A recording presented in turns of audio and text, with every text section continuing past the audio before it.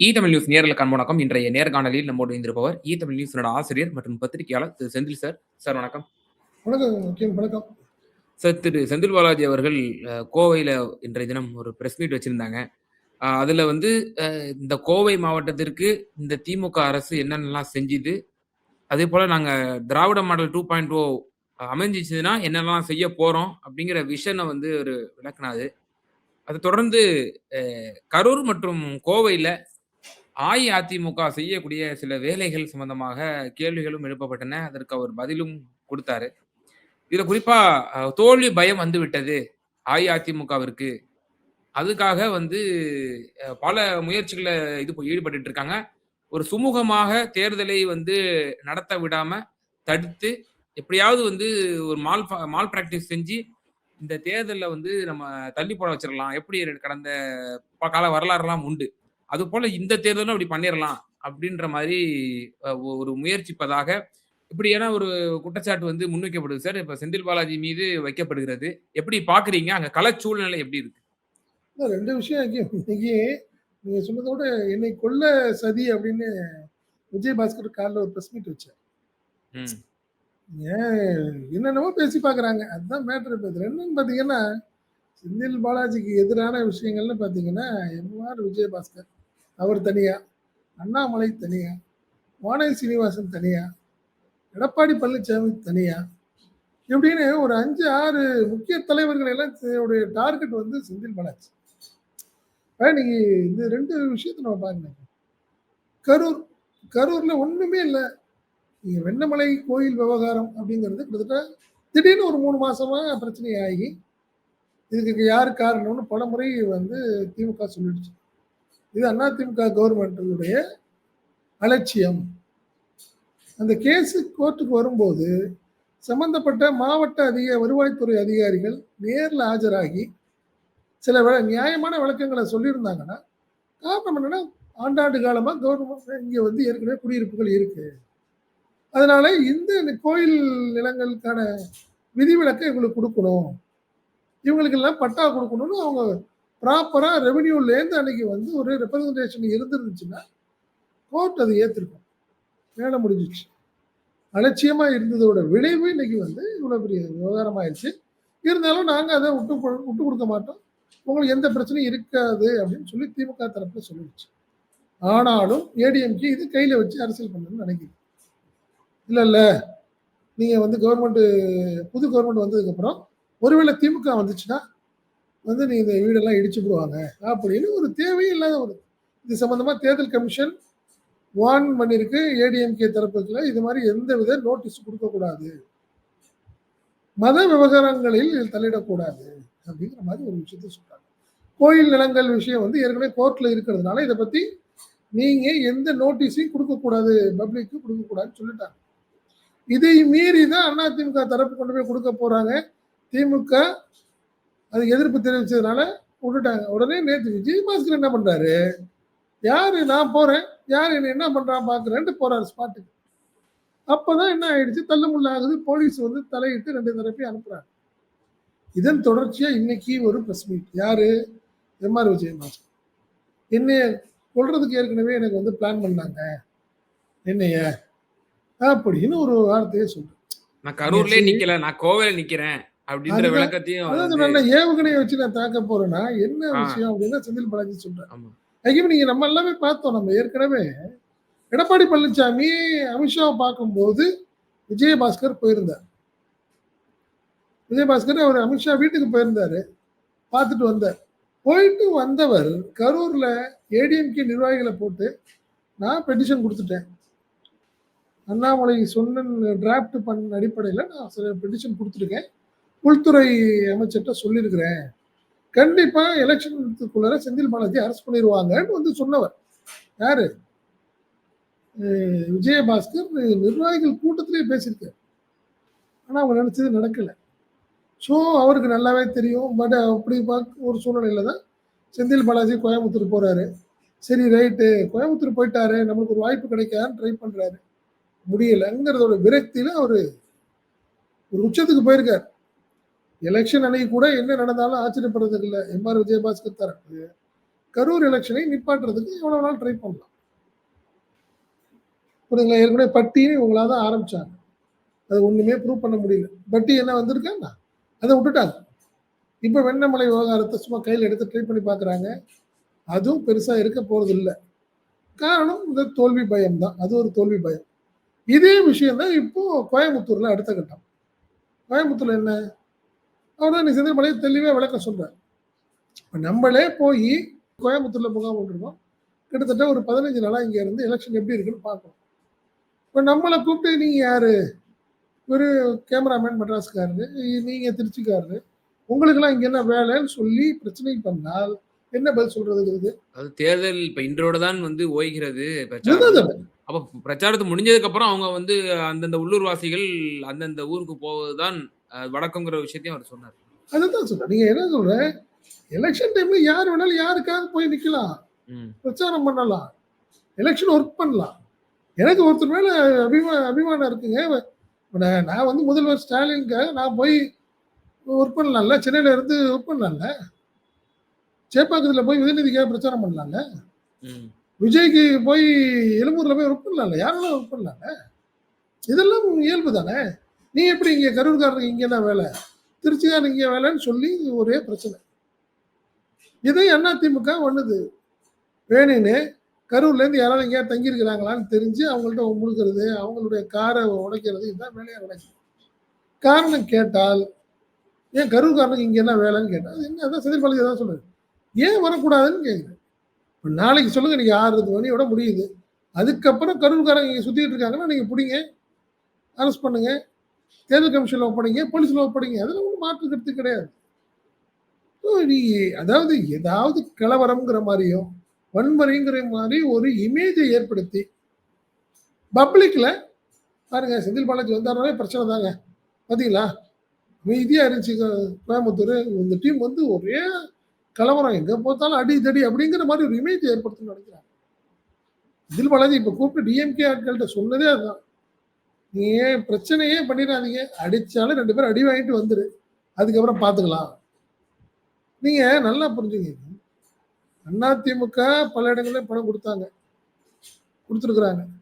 ஆனால் எந்த இடத்துலயும் திமுக தரப்புலயோ, திமுக ஆதரவாளர்கள் தரப்போ இது எதிர்ப்பு தெரிவிக்கல. காரணம் என்னன்னா, இது அவங்க மக்கள் அதாவது நீங்க வந்து பணம் உங்கள்ட்ட குடுத்தா, நீங்க தான் புடிச்சு கொண்டு போய் குடுக்கணும். இல்ல பணம் வேணாம்னா வேண்டான்னு சொல்லிருவாங்க. இதுதான் இயல்பு. வாண்டனா பிரச்சனை பண்ணி, சம்பந்தம் இல்லாத அத வந்து திமுக அத என்கரேஜ் பண்ணல. காரணம் என்னன்னா, இது தேவையில்லாம பிரச்சனை. இது பப்ளிக் சம்பந்தப்பட்ட விஷயம். ஏங்க ஒரு அபார்ட்மெண்ட் இருக்குங்க, 20 வீடு இருக்கு. அந்த வீட்ல வந்து ஒரு பணம் குடுக்க போறாருன்னா, அந்த அபார்ட்மெண்ட்ல உள்ள ஆட்கள் புடிச்சு போலீஸ்ல ஒப்படைப்பாங்க. வேண்டாம்னா வேண்டாம்னு சொல்ல போறாங்க. இது பிரச்சனையா இருக்கு. இது இயல்பான ஒரு விஷயமா ஆயிடுச்சு. குடுக்கக்கூடாது. குடுக்கறத யாரும் என்கரேஜ் பண்ணாது. எந்த கட்சியும் என்கரேஜ் பண்ணல. ஈவன் தோ அதிமுகவா இருக்கட்டும், எந்த கட்சியுமே அத என்கரேஜ் பண்ணாது. புரியுதுங்களா? இந்த ஒரு சூழ்நிலையில வாண்டனா திமுக ஆதரவாளர்கள்ங்கிற பேர்ல எல்லா இடங்கள்லயும் அவங்கள பிரச்சனை பண்ணி, அடிச்சு, விரட்டி எங்கேயாவது அதிமுகவை புடிச்சாங்கன்னு திமுக காரங்க ஒருத்தரே திமுக காரங்களே கோயம்புத்தூர்ல கிடையாதா? சொல்றேன் பொதுவா. ம். கோயம்புத்தூர்ல ஏங்க அதான் செந்தில் பாலாஜி சொல்றாரு. போன பாராளுமன்ற தேர்தல்ல அண்ணாமலைக்காக கர்நாடகால இருந்து வந்து ஒர்க் பண்ணாங்க. ம். கரூர்ல உள்ள பிஜேபி காரங்க வந்து ஒர்க் பண்ணாங்க. அவருக்கு ஆதரவு மெட்ராஸ்ல இருந்து ஆர்எஸ்எஸ் காரங்க வந்து உட்கார்ந்து கேம்ப் போட்டு ஒர்க் பண்ணாங்க. எங்கேயும் பிரச்சனை பண்ணலையே. திமுக ஏதாவது பிரச்சனை பண்ணுச்சா? அடிதடி பண்ணுச்சா? என்ன? இவங்களுக்கு அதுதான். இவங்களுடைய அஜெண்டா அதுதான். அதே மாதிரி பர்சனல் அட்டாக். திருப்பி திருப்பி அதே தான் நான் சொல்றேன். விஷக்கிருமிங்கிற ஒரு வார்த்தையை சொல்றாங்க. யாரு? வானதி சீனிவாசன். ஸ்டாலின் வந்து கோயம்புத்தூர்ல ஒரு விஷக்கிருமிய வந்து பரவ விடுறாருன்னு ஒரு வார்த்தை சொல்றாங்க. அவங்க சொல்றாங்க. அவங்க. இதே போல அண்ணாமலை தான் இபிஎஸும் கடந்த முறை கரூர்ல இதே போல ஒரு விமர்சனம் தான். கொரோனாவ அதான் ஒப்பிட்டு ஒரு விமர்சனம் கொரோனா வச்சது. ஒப்பிட்டு 2வது நெஞ்ச கிழிச்சு பொளந்து கிடக்குது உனக்கு. ம். ஜாக்கிரதையா இருந்துக்கன்னு. அதான் செந்தில் பாலாஜி இப்ப விளக்கம் சொல்றாரு. என்ன சொல்றாரு? என் உடம்பு. ம். என்ன எனக்கும் டாக்டர் என்ன டாக்டருக்குள்ள விஷயம் அது. விஷயம்? நீ ஏன் அத தலையிடுற? உனக்கு என்ன பிரச்சனை இருக்கு? ம். என்ன என்னைய திமுக நல்ல உச்சாணி கும்பல என்ன வச்சிருக்கு. ம். சிஎம் என் மேல அன்பு வச்சிருக்காரு. நாங்க பார்த்துக்கிறோம். நீ ஏன் எனக்காக பரிதாபப்படுற? நீ ஏன் உனக்கு உனக்கே அந்த என்ன சொல்றது? "உனக்கு ஏன் இந்த காண்டு?" அப்படின்னு சொல்லுவாங்கல்ல ஒரு வார்த்தை. "உனக்கு ஏன் இந்த காண்டு?" அப்படிங்கிற ஒரு இது அண்ணாமலை அடுத்தது. அதுக்கு அண்ணாமலை அவருடைய பேச்சு. அவர் அகிம்சைவாதி மாரி காட்டிக்குவாரு. ம்.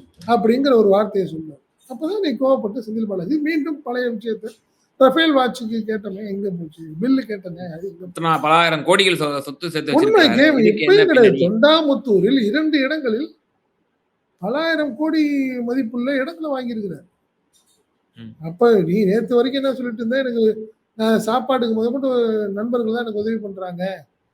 நண்பர்களோட உதவியாலலாம் ஒரு வாடகை வீடு வாங்கி நான் அதுல வந்து குடியிருக்கிறேன்னு சொல்லிட்டு இருந்தவரு. செந்தில் பாலாஜி கேட்ட மாரி 4 ஆட்டுக்குட்டி தான் எனக்கு இருக்குன்னு சொன்னவரு. இன்னைக்கு எப்படி நீங்க வச்சிருக்கிறீங்க? தொண்டாமுத்தூர் பக்கத்துல அது இன்னும் சொல்றாங்களே. மாரிதாஸ் வந்து ஒரு பெரிய இதே குடுத்திருந்தாரு. பத்திரங்களே வெளியிட்டிருந்தார். ஸோ நீங்க எல்லாமே யோக்கிய மாரி பேசிக்கிட்டு, அடுத்தவங்கள மட்டுமே விமர்சனம் பண்றீங்க. ஏன்? அவங்க அதான் செந்தில் பாலாஜி ஒரே ஒரு விஷயம். அவரு வளரக்கூடாது. கரூர்ல இருந்து ஜெயிச்சு கோயம்புத்தூருக்கு வந்துட்டாரு. கோயம்புத்தூர்லயும் திமுகவ ஆனா திமுகவ கிட்டத்தட்ட எல்லாமே அழிச்சுட்டாங்க. திமுக தலைவர்கள் எல்லாத்தையும் பர்ச்சேஸ் பண்ணி வச்சிருச்சு. ADMK and BJP. புதுசா அவர் வந்திருக்கிறார். இவர் வந்து தொடர்ந்து ஒரு ஃபங்ஷன் பண்ணாருன்னா, அதிமுகவும், பிஜேபிக்கும் வாய்ப்பே இல்லாம போயிட ஒரு சூழ்நிலை வந்துரும். அப்படிங்கிறத அண்ணாமலைக்கும் தெரியும். எடப்பாடி பழனிசாமிக்கு தெரியும். வானதி சீனிவாசனுக்கு தெரியும். வேலுமணிக்கு தெரியும். ஸோ அவங்க எல்லாமே அதுல ஒரு லைன்ல ஒண்ணா இருக்காங்க. செந்தில் பாலாஜிய உள்ள விடக்கூடாது. நல்லதா கெட்டதா நம்ம தான் இங்க ஒரு கோலோச்சக்கூடிய ஆட்கள் நம்ம தான். அது யாரு? வானதி சீனிவாசனா இருக்கட்டும், வேலுமணியா இருக்கட்டும். இப்ப அண்ணாமலையும் கிட்டத்தட்ட கோயம்புத்தூருடைய குடியிருப்பு வாசி ஆயிட்டாரு. ஏன்னா தொண்டாமுத்தூர்ல தோட்டம் எடுத்துட்டாரு. வீடு ரேஸ் கோர்ஸ்ல வீட்டுக்கு வந்துட்டாரு. அங்க ஒரு வீடு வச்சிருக்காரு வாடகை வீடு. இப்படி ஒரு சூழ்நிலை இருக்கிறதுனால செந்தில் பாலாஜியை டிஸ்டர்ப் பண்ணணும்னு நினைக்கிறாங்க. இங்க எலெக்ஷன் நிப்பாட்டிட்டீங்கன்னா அவர் மந்திரி ஆக முடியாதுல்ல. அடுத்தடுத்த விஷயங்கள் தானே வைக்கணும்ல. நீங்க அந்த 234க்கும் எலெக்ஷன் நடக்கும்போது ஒரு தொகுதிக்கு மட்டும் எலெக்ஷன் நிக்காம போயிடுச்சுன்னா அப்படியே நின்றுரும். ஆட்டோமேட்டிக்கா 233க்கும் நடக்கும். ஸோ அவர் அமைச்சர் ஆவறத காலதாமதம் பண்ணலாம். இல்ல அதுக்கு சார் அடுத்தது இப்போ கேஸ் பண்ணலாம். அதாவது இபிஎஸ்ஸுக்கும் திரு அண்ணாமலைக்கும் ஒரு நிழல் யுத்தம் நடக்குது. அது அந்த அண்ணாமலை தரப்பினுடைய வாதங்களாவே நம்ம பார்த்திருக்கிறோம். ஆனால் அந்த நிழல் யுத்தம் எல்லாம் தாண்டி செந்தில் பாலாஜி விவகாரம் அப்படின்னு வந்துச்சுன்னா 2 பேரும் ஒண்ணு சேர்ந்து சதி செய்றாங்களோ அப்படின்னு 10 ஒரு பேர் இருக்காங்க. 10 பேர் இருக்காங்க. நல்லா பார்த்தீங்கன்னா, நீங்க வந்து தம்பிதுரை, தங்கமணி, வேலுமணி, நீங்க எடப்பாடி பழனிசாமி, வானதி சீனிவாசன், அண்ணாமலை. ஸோ ஒரு பெரிய 10 பேர் இருக்காங்க இந்த டீம்ல. செந்தில் பாலாஜிங்கிற ஒரே ஒரு லைனுக்காக ஒண்ணா சேர்ந்துருவாங்க. செந்தில் பாலாஜி இஷ்யூ போயிடுச்சுன்னா அப்படியே போயிடுவாங்க. எல்லாம் கிளம்பி அவங்க வேலைய பார்ப்பாங்க. கத்தி எடுத்துட்டு அவங்க குத்திக்குவாங்க. அத பத்தி பிரச்சனை இல்ல. பட் எத்தனை யாரும் வந்துடக்கூடாது. செந்தில் பாலாஜின்னு ஒரு ஆள் வந்துடக்கூடாது. அவங்களுடைய ஒரே ஒரு விஷயம் அதுதான்.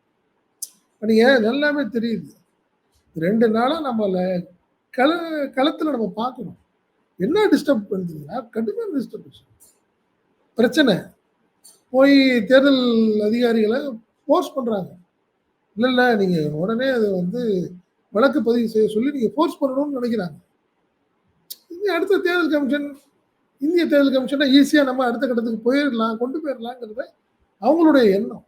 ஸோ அதனால ஒவ்வொரு விஷயத்தையும் ரெஜிஸ்டர் பண்ணி, அடுத்த கட்டத்துக்கு மூவ் பண்றதுக்கு தான் இந்த டீம் பெரிய லெவல்ல ஒர்க் பண்ணுது. செந்தில் பாலாஜி இந்த எலக்ஷன்ல அமைதியா ஜெயிச்சிடக்கூடாதுங்கிறதுல அவங்க தெளிவா இருக்காங்க. ஏற்கனவே ஒண்ணுமே இல்லங்க. 1 பவுன் குடுக்குறாங்க. ஒரு ஓட்டுக்கு 1 பவுன் குடுக்க போறாரு. ஒரு ரூ. 26,000 பணம் குடுக்க போகுது ஓட்டுக்கு திமுக அப்படின்னு ஒரு ம். எல்லாமே வாட்ஸ்அப் தகவல் இருக்கு. இதெல்லாம் சாத்தியமா? இல்லையா? அதெல்லாம் அப்புறம். எனக்கு விவரம் ஒருத்தர் சொல்றாங்க. ஒருத்தர் கேட்கிறாரு. என்ட்ட கேட்கிறாரு. என்ன தெரியுமா? ஓட்டுக்கு ரூ. 10,000 ஆகும்ல கரூர்ல, கோயம்புத்தூர்ல. இதெல்லாம் நடக்குமா? சொல்லுங்க பார்ப்போம். ஸோ இப்படி ஒரு இமேஜ் செந்தில் பாலாஜி அப்படின்னாவே, அவரு வந்து ஒரு வேற மாரி ஆளு. அப்படிங்கிற மாரி ஒரு இமேஜ் ஏற்படுத்தணுங்கிறதுல ஒரு பெரிய அஜெண்டா ஒரு ஒர்க் அவுட் பண்ணுது. பெரிய லெவல்ல ஒரு ம். Team work. அதை தாண்டி தான் அவர் வந்துட்டு இருக்காரு. அதெல்லாம் மாற்றம் இல்ல. ஆனா, அந்த ஒரு மனிதன் எவ்வளவு நாள் போராட முடியும்னு நினைக்கிறீங்க? பெரிய லெவல்ல போராடுறாரு. ஏன் ஒரு அளவு தானே இருக்கு. யாரா இருக்கட்டுமே. ஒரு சோறு வருமா இல்லையா? முதல்ல என்ன நினைச்சாங்க? ஜெயிலு. ஜெயிலோட முடிஞ்சு போச்சு. அவ்வளவுதான் வரவே முடியாதுன்னு நினைச்சாங்க. இந்த மாரி விஷயங்கள் இதெல்லாம் வந்து அரசியலுக்கு உகந்த விஷயமா நான் பார்க்குறேன். அதான் செந்தில் பாலாஜி இன்னைக்கு அதான் சொன்னாரு. "ஏப்பா நீ வா, போட்டி போடு, ஜெயிச்சு பார்ப்போம். ஏன் தேவையில்லாத ஒரு பர்சனல் அட்டாக் ஆக்கி நம்மள வேற மாரி அலிகேட் பண்ணணும்னு நினைக்கிற நீ?" அதனால சார், அந்த தற்போதைய தனிப்பட்ட சூழல் விமர்சனம் அம்மையார் அ வானதி அவங்க வந்து நீங்க வச்சாங்கன்னு சொன்னீங்க. அதோட சேர்த்து கோவையில இந்த மாரி மீண்டும் 10க்கு 10 நாங்க ஜெயிப்போம் அப்டின்ற ஒரு விஷயத்தையும் இன்னைக்கு காலைல சொல்லியிருக்காங்க. அதுவும் வாகனத்த இருசக்கர வாகனத்த இவரு இயக்குறாரு. அண்ணாமலை பின்னாடி வானதி சீனிவாசன். ரொம்ப ரொம்ப இணக்கமா இருக்கிற மாதிரி வெளிய காட்டிக்கிறாங்க. அதேபோல பிரச்சாரத்துலலாம் ஈடுபட்டாங்க கோவை வடக்குல. ஒரு எப்டி? ஒரே விஷயம் தான். அதான் சொன்னேன். செந்தில் பாலாஜின்னு பேசுறப்ப எல்லாம் ஒண்ணா ஆக்கிக்குவாங்க. ஆனா, கோயம்புத்தூர்ல யாரு அப்படின்னு பார்க்கிறப்ப வானதி சீனிவாசனும் வேலுமணியும் ஒண்ணா இருப்பாங்க. ஓ! அவங்க 2 பேரும் மட்டும் தான் இங்க. பிஜேபில நீ இருந்துக்க. அதிமுகல நான் இருந்துக்கிறேன். வேற யாரையும் விட்டுறக்கூடாது. அண்ணாமலைக்கு சீட்டு வாங்கி குடுத்துட்டாங்களா அவங்க? சீட்டு வாங்கி குடு இனிமே இப்ப இல்ல எப்பனாலும் ஜெயிக்க விட்டாங்களா மொத? அண்ணாமலைய ஜெயிக்க விட்டாங்களா? ட்ரை பண்ணாங்களா? இது இப்ப இவங்க 2 பேரும் கண்டிப்பா சொல்றேன். அந்த இதுல பிஜேபினா வானதி சீனிவாசன். அதிமுகனா வேலுமணிய தாண்டி, ஏன்னா இவரு அண்ணாமலை உள்ள நுழைஞ்சிட முடியுமா என்ன? நீ அவங்கள பாரு தலைவா. நீ ஏன் தலைவா நீ தேவையில்லாம செந்தில் பாலாஜியோட சண்டை போட்டுட்டு இருக்க? நீ உனக்கு கரூர் கிடையாது. வாய்ப்பில்ல. கரூர்ல ஜெயிக்க முடியாது. அட்லீஸ்ட் உனக்கு ஒரு வாய்ப்பு கோயம்புத்தூர்ல இருக்கணும்னு ஆசைப்பட்டீன்னா, நீ வானதியையும், வேலுமணியையும் காலி பண்றதுக்கு வழிய பாரு. அத வுட்டுட்டு நீ செந்தில் பாலாஜி, செந்தில் பாலாஜின்னீன்னா, உன்னுடைய அரசியல் எதிர்காலம் என்ன ஆக போகுது?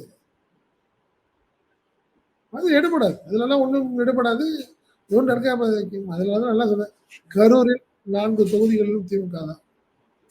ஏற்கனவே நம்ம சொன்னதுதான். கோயம்புத்தூர்ல 6 தொகுதிகள் கண்டிப்பா திமுக வெற்றி பெறும். கடைசி கட்டத்துல பார்க்கும்போது மீண்டும் பிளஸ் 2 தொகுதிகள் பார்க்கும்போது 8 தொகுதிகளுக்கு வாய்ப்பு இருக்கு திமுகவுக்கு. இதுதான் கள நிலவரம். அதனால நீங்க அண்ணாமலையோ, அம்மன் அர்ஜுனோ, வானதி சீனிவாசனோ அவங்க வேணா பகல் கனவு கனவு காணலாமே ஒழிய, எந்த விதத்திலயும் செந்தில் பாலாஜிய அவங்களால அரசியல் ரீதியா வெற்றி பெறவே முடியாது. அதுதான் உண்மை. ம். இப்போ இறுதிக்கட்ட நிலவரம். இப்போ நாளை ஒரு நாள் தான் வந்து இருக்கு. அதுவும் பிரச்சாரம் வந்து செய்யக்கூடாது. இன்று முடிஞ்சிருச்சு பிரச்சாரம். அப்போ அப்டின்னா, அப்போ அஇஅதிமுக சார்புல பல ஸ்டார்கள் வந்து முகாமிட்டு பலரும் பிரச்சாரம் பண்ணாங்க. அண்ணாமலை போன்றவர்கள்லாம் கூட இப்ப இன்னைக்கு கூட பிரச்சாரத்துல ஈடுபட்டிருக்காங்க. திமுக சார்புல முதலமைச்சர், இன்னும் பல தலைவர்கள், கமலஹாசன் போன்றவர்கள்லாம் வந்து பிரச்சாரம் பண்ணியிருக்காங்க. அங்க மக்களினுடைய எண்ணம் என்னவா இருக்கு? ஒரு மாற்றம் வேண்டும். தொடர்ந்து நம்ம போட்டுக்கிட்டே இருக்கிறோம் அஇஅதிமுகவுக்கு. ஆனால் இங்க திமுக ஒரு சீட்டு கூட நம்ம குடுக்கல. ஆனா திமுக நலத்திட்டங்கள் இவ்வளோ 1000 கோடிகள் நமக்கு வந்து ஒதுக்கி இருக்கிறாங்க அப்படின்னு சொல்லி திரு செந்தில் பாலாஜிலாம் சுட்டிக்காட்டினாரு. ஆமா, ஏன்னா மக்களுக்கு தெளிவுபடுத்தணும், தெரியப்படுத்தணும் இந்த சமயத்துல. ஆமா. அப்போ மக்கள் தெளிவாயிட்டாங்களா? நம்ம ஓட்டே போடல திமுகவுக்கு. ஆனா இந்த அரசு இந்த மாவட்டத்திற்கு இவ்வளவு செஞ்சிருக்கு அப்படின்னு. 100% வைக்குமா அதான் சொல்றேன். ஃபீல்டு போய் பார்த்தீங்கன்னா, திமுகவுக்கு மிகப்பெரிய எழுச்சி வந்திருக்கு. அதுல மாற்றமே கிடையாது. நீங்க குறிப்பா தொண்டர்கள் எல்லாமே உற்சாகமா இருக்காங்க திமுகல. 2ஆம் கட்ட தலைவர்கள் சிலருக்கு வருத்தம் இருக்கு. செந்தில் பாலாஜி வந்ததுக்கப்புறம் இனிமே நம்மளால ஏமாத்த முடியாதுங்கிறது தெரியுது. அது ஓப்பனா அதையும் நம்ம சொல்லி தான் ஆகணும். அவர் வந்துட்டாரு. வந்ததுக்கப்புறம் அவங்க ஏற்கனவே அண்டர்ஸ்டாண்டிங் எல்லாமே. பிஜேபி, ஏடிஎம்கே, டிஎம்கே அப்படின்னு ஒரு டீம் அண்டர்ஸ்டாண்டிங்ல ஓட்டிட்டு இருந்துச்சு. அதனால தான் திமுக வளர்க்க வளர்க்க முடியல. கோயம்புத்தூர்ல கிட்டத்தட்ட ஒரு 15 வருஷமா அப்படியே பேக்கரிங்ல இருக்கு திமுக.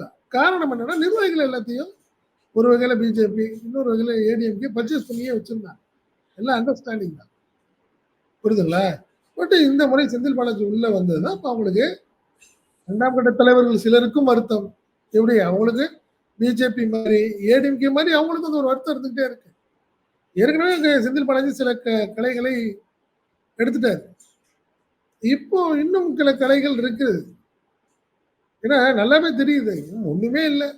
கரூர்ல கரூர்லேருந்து வந்திருக்கிறவங்க எங்கெங்க தங்கியிருக்கிறாங்கன்னு திமுகல உள்ள சிலரே வந்து காட்டி குடுக்குறாங்க. அதுதான் உண்மை. அவங்க காட்டி குடுக்குறாங்க.